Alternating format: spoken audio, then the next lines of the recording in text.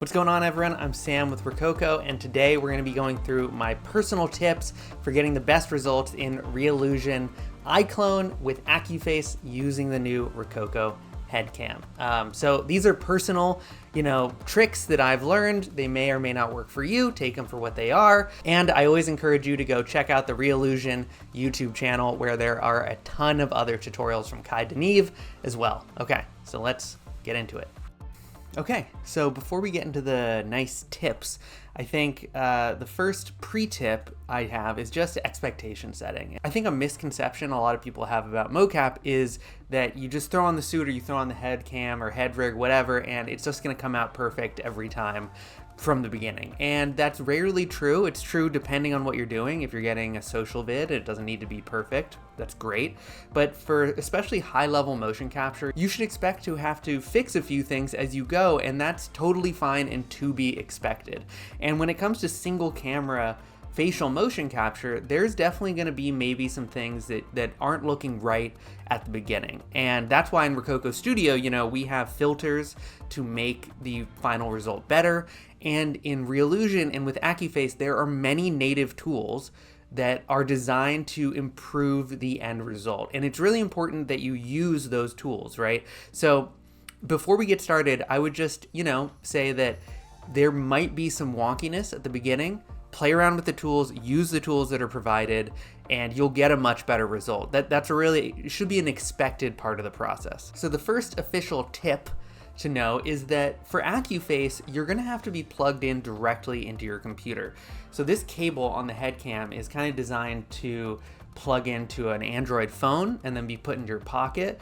The cable is long enough that if I'm standing in front of a desk doing some motion capture, it's going to be plenty long, right? But if I want to be moving around my room and having more freedom of movement, you might want to invest in a USB-C cable extender. And that will just mean that you can still be plugged into the computer, but you can also be moving around with a little bit more freedom. So that's the first thing to know.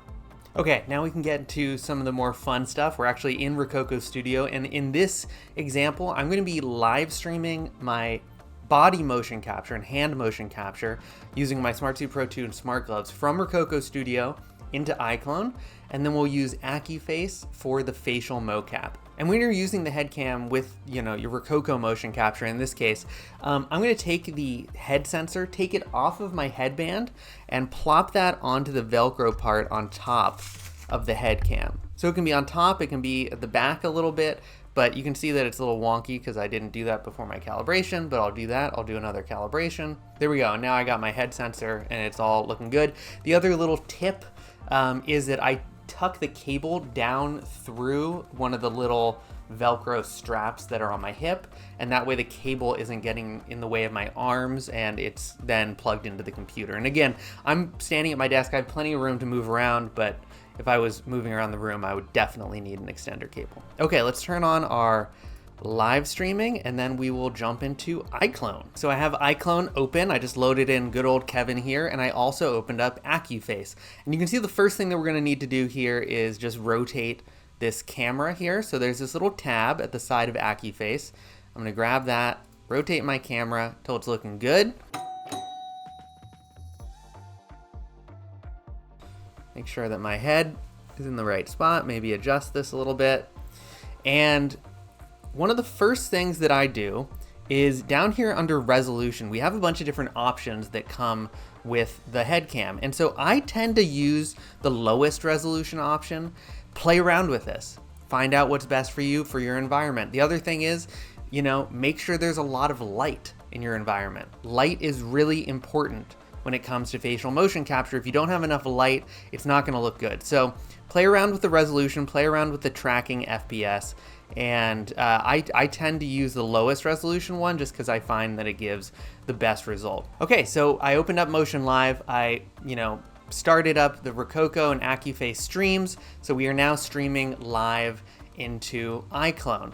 And one of the first things that you will notice that I think is really important about this process is that right now I have AccuFace selected. It's the selected window on my computer.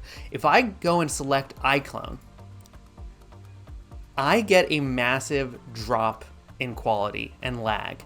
And this may or may not shine through to recordings. It might just be visual feedback, but I always make sure when I'm doing recordings or doing previews, I get everything set up in iClone, and then I click AccuFace, and I make sure that AccuFace is the window that I have selected. Otherwise, you can tell I get this really laggy performance. So this is super important to do, I find, and I always make sure to have AccuFace selected. We're set up essentially, but as you can tell, maybe this isn't the best. I'm getting some wonky results. Of course, this kind of looks good for when I'm actually demoing it, but oftentimes you'll get things like the jaw will be, the mouth will be getting really weird and things like that. So now we want to do, use all the tools that are in iClone to make this look better. And the first thing that I'll do is up here we can see reduce tracking interference. So I always turn on mouth.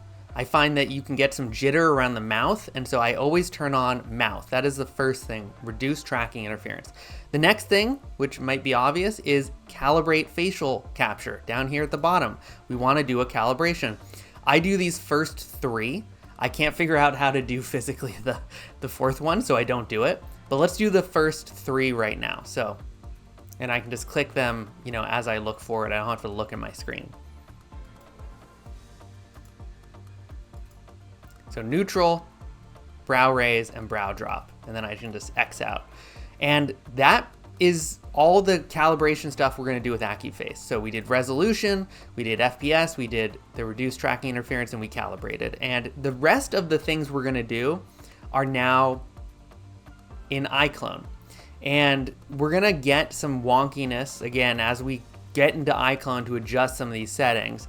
But what we're going to do is go over to the Motion Live panel. And remember, this is now going to be laggy. That's fine. You can see that if we click on face here, we get a bunch of options. And this is an interesting panel where we can actually mask out certain parts of the face to not be receiving mocap. But I'm more interested in strength, denoise, and smooth. These are amazing. As I said before, the first thing, let's tackle strength. I find that the mouth moves too much usually. So I usually jack down this mouth setting, take it down to 70 to start. And you can see the influence as I move these sliders. The other thing, I find the smile gets too crazy. Take down the smile a little bit. And finally, same thing with jaw. And you can tell a lot of these are mouth focused. I find the mouth is the thing that needs the most work. So with jaw, just close that jaw a little bit. And I always do those three things whenever I'm working with this. I can turn up the eyeball sometimes because I like having more pronounced eye movement, but you can play around with these. The key to all this is playing around with these settings. So that is strength. I can click back on AccuFace. Looking, I think, a lot better already. So the next tab that we're gonna play with is denoise. And this should be obvious, right? We don't want noise. Activate this. There's a bunch of sliders. I usually leave the sliders just as they are, but it's important to use these tools. They're really great, right? So I turn on denoise, and that'll just prevent any flickering or weirdness that we might get.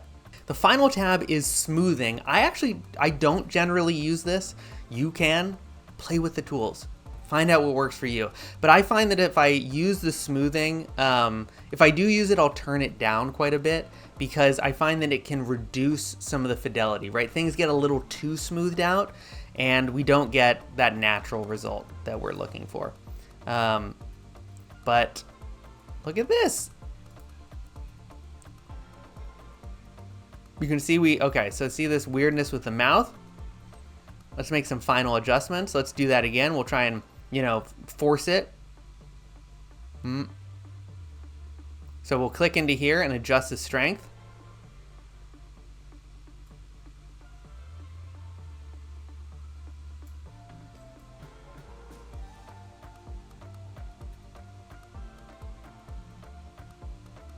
So you see that? Just turn down the mouth. And now I'm not getting that weirdness anymore. And this looks really good. I think this looks amazing. We fixed a lot of the wonkiness that I think that you'll see when you start, when you just open up iClone and AccuFace and get going. And again, I know I keep saying this, but it's important that you play with these settings. They might change depending on your environment, depending on how much light you have, depending on if you have a beard, depending on a lot of different things. So you really need to play with all of these settings to make sure that you can get the best result. I think I've actually turned down the jaw too much. Let's turn it back up to 100. Now we're getting some more enunciation with our mouth. So hopefully this was helpful. These are a few of, again, just my personal tips. Take them for what you will, and I hope you have a lot of fun playing with these tools. The Reallusion YouTube channel has a ton of different tutorials as well. Have fun out there, everyone, and we'll see you in the next video. Thanks.